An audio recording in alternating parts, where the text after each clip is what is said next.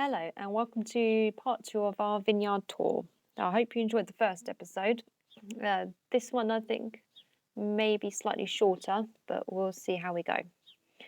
So, on the last two vineyards that we went to on our vineyard tour, one of them was an old favourite of ours, Biddenden.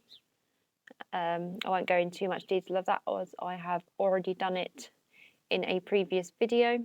And then the second one that we went to was a place called Harbourne. So the Harbourne Vineyard has been going around since 1979.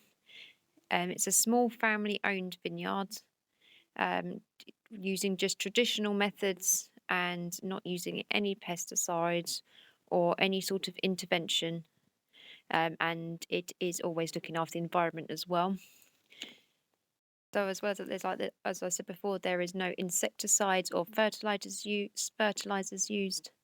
It's GMO free. All wines are bottle aged. It's suitable for vegetarian and vegans, and they are all very natural, and each are very unique. So they produce white, red, and rosé wines from a variety of grapes. And this vineyard is based in Tenterden in Kent. But before I go tell you a bit more about that, I'll pass you over to everything that we got up to at Biddenden's.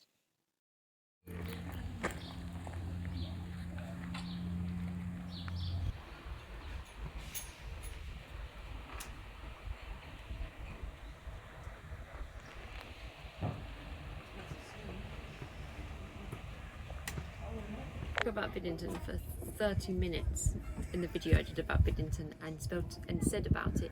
I pronounced it Biddington for the whole time. Thank you very much. Jake, what should I say about Biddenden? How do you like apple juice? That was very citrusy, a strong aftertaste of lemon comes from it. I'd definitely drink it again. Pat, happy to be at Biddenden? Yep. I think it's worth noting actually, isn't it, that actually they do a juice tasting. Yeah, juice tasting for your For designated the driver. Because a lot of the places we've been to, they don't do that. So. Well, some of them They're only Voss do water. Voss Yeah. water. Was just mentioned there, Biddenden also do a tasting of their apple juices. Treat now at Biddenden. We've got their 2014 Woodbridge Sparkling White. It's clean, it's fresh, it's a little bit intense, but I think you'd expect that from any wine of this kind of vintage. I'm just going to, swallow it and I'm going to sniff first.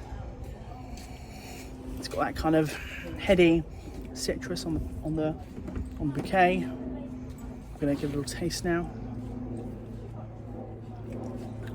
I mean, immediately you get the bubbles on the palate, but they kind of fizz away to leave that kind of deep, heady bread. It's almost bready. It's like kind of baked goods aroma taste. Definitely something to celebrate with. I could see this being a nice summer kind of celebratory barbecue or some such. So great wine, great price point, under 25 a bottle. Fantastic shout. Here we are at once again one of my favouriteest places in the world. We're at Biddington's. So now I actually said it right this time. And we are trying a trio of wines together, and we are on the last one, and it's their sweet dessert wine. And let's have a go. Cheers. Cheers.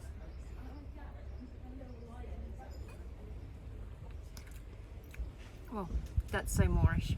Definitely tastes It's the really honey. nice, isn't it? Definitely tastes the honey.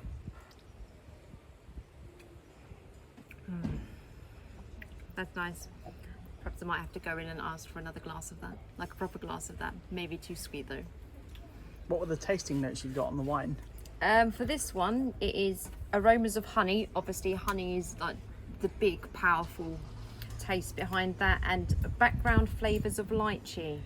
But I don't really know what lychee tastes like. Does anybody know what lychee tastes like? No. Pat, what would you drink this wine with? What kind of dishes? Probably like fruit crumble or something with a bit of a Yeah, the savoury, drier. But nothing Side. pie, because it will take just the sweetness out of it and give it a bit of tang, I think. So after we finished at Biddenden's, we had a drive round to another vineyard called Chapel Down, which is quite a famous one, but it was already shut. So we hopped back in the car and we took a trip round the corner, which is Harbourne, which is very, very close to Chapel Down. When we arrived at Harbourne, I was a little bit nervous at first because it's basically just someone's house. Just a little bungalow on the side of the road. We got out the car. A couple of us went in. It's like the porch area, and a lovely lady met us and told us a lot about the vineyard itself and the different wines. She had all the wines on display in front of us.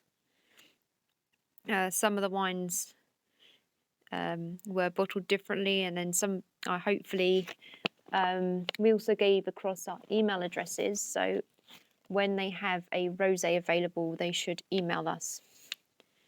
So as I said before, they do quite a few different grapes on this teeny tiny vineyard. I think it's quite small, it's only a few acres I think. And then I walked away with 3 different bottles of wine. So I took the medium dry white wine, the red wine, which was harvested in 2017. So that's a limited edition of 402 bottles. And I also selected a very special bottle of their amber wine, which is one of only 158 produced.